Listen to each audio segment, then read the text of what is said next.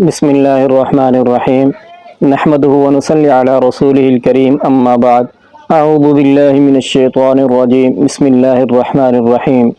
جیسا کہ میرے معزز سامعین کہ ہم سب کو معلوم ہے مسلمان ہونے کے ناطے کہ محرم الحرام جو اسلامی سال شروع ہوتا ہے مسلمانوں کا وہ محرم الحرام سے شروع ہوتا ہے، اور یہ محرم الحرام اسلامی سال کا پہلا مہینہ ہے۔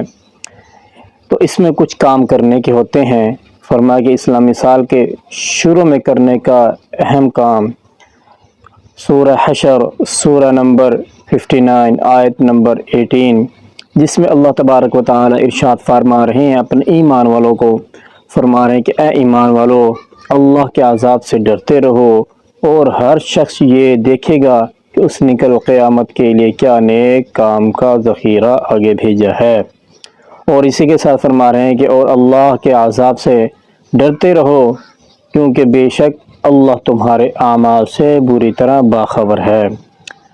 تو اسی کے ساتھ آگے ترمذی یہ حدیث ہے، حضرت عمر بن خطاب رضی اللہ تعالی عنہ فرماتے ہیں کہ نفس کا محاسبہ کرو قبل اس کے کہ تمہارا محاسبہ کیا جا سکے۔ آپ صلی اللہ علیہ وسلم جب بھی نیا چاند دیکھتے تو یہ دعا پڑھتے تھے، اللہم اہلہ علینا بالامن والایمان والسلامت والاسلام ربی و ربک اللہ۔ اس دعا کا ترجمہ ہے، اے اللہ خیر و برکت، ایمان و سلامتی اور اسلام کے ساتھ ہم پر چاند نکال دے، اے چاند تیرا اور میرا رب اللہ ہی ہے۔ ترمذی کی حدیث نمبر 3451۔ فرمایا کہ اسلامی سال کا آغاز محرم الحرام سے ہوتا ہے، اور اسی طرح پاکستان میں محرم الحرام کا چاند کل نظر آنے کا امکان ہے۔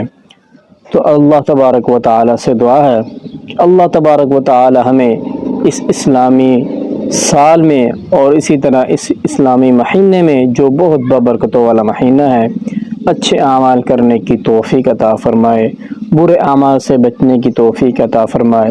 زیادہ سے زیادہ دعاؤں کا اہتمام کیجیے اور اپنا محاسبہ کیجیے کہ ہم کتنے اچھے اعمال کرتے ہیں اور کتنے برے اعمال کرتے ہیں، تو اس سے انسان کو اپنے اعمال کا کیا ہوا پتہ چلتا ہے۔ اگر تو اس شخص نے اعمال کیے ہوں گے تو وہ اس کا اللہ رب العزت کا شکر ادا کرے گا، اور اس کو کسی کوتاہی کی شرمندگی ہوگی تو اس پر اللہ تبارک و تعالی سے استغفار کرے گا۔ وعلیکم السلام ورحمۃ اللہ وبرکاتہ۔